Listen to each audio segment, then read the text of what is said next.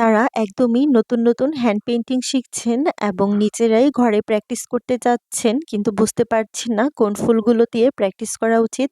আজকের এই ভিডিওটা কিন্তু তাদের জন্য।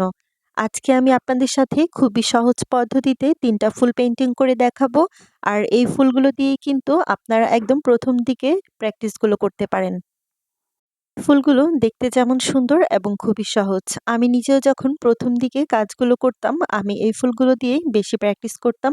তার মধ্যে একটি হচ্ছে শিউলি ফুল। আপনারা অলরেডি দেখতেই পারছেন, আমি শিউলি ফুল পেইন্টিং করছি।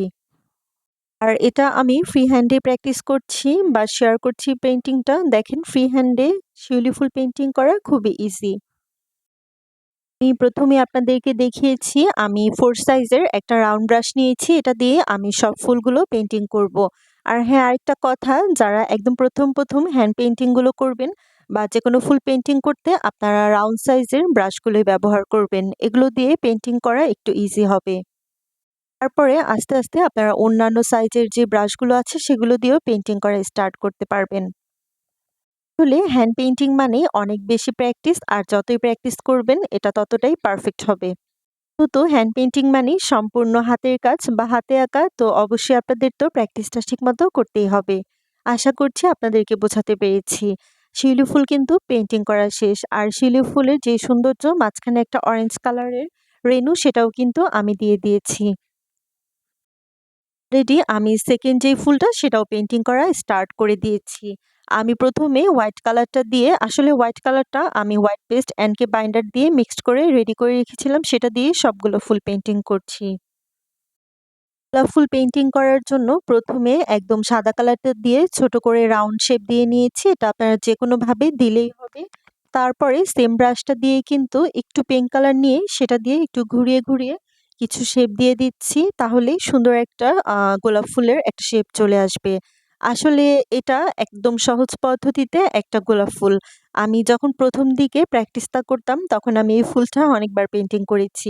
আসলে এরকম ছোট বড় করে কিছু গোলাপ ফুল দিয়ে তারপরে যেকোনো ড্রেসের উপরে পেইন্টিং করলে এটা কিন্তু আরো সুন্দর হবে। শেষে আমি কিছু পাতাও এড করে দিব। তাহলে এই ফুলটা একটু সুন্দরভাবে বোঝা যাবে। এখন যে ফুলটা পেইন্টিং করছি এটা আমার মনে হয় হ্যান্ড পেইন্টিং যারা শুরু করেছেন তাদের একদম প্রথম দিকের সবচেয়ে পছন্দের একটি ফুল। আর এটা হচ্ছে চেরি ফুল। এই ফুলটা অনেকভাবেই পেইন্টিং করা যায়। আপনাদের ফ্রি হ্যান্ডে খুব সহজভাবে একটা পেইন্টিং করে দেখালাম। আমি অলরেডি ৩টা ফুল পেইন্টিং করে ফেলেছি সেম সেই সাদা কালারটা দিয়ে।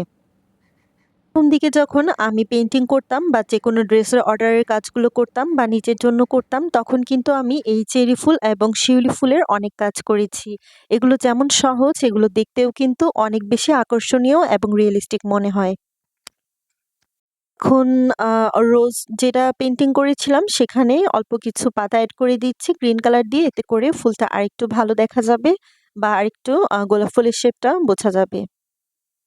আর এখন চেরি ফুলের যে আসল সৌন্দর্য, চেরি ফুলের মাঝখানে ছোট যে রেণুগুলো আছে সেগুলো আমি গ্রিন কালার দিয়ে নিচ্ছি।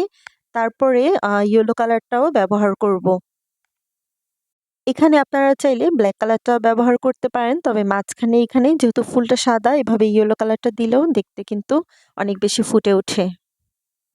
ফুলগুলো কিভাবে পেইন্টিং করেছি সেটা আপনাদের দেখেই বুঝে নিতে হবে। তবে আপনাদের সাথে আমি একটা আইডিয়া শেয়ার করলাম যে কোন ফুলগুলো দিয়ে সহজেই প্রথম হ্যান্ড পেইন্টিং করতে পারবেন। আল্লাহ হাফেজ।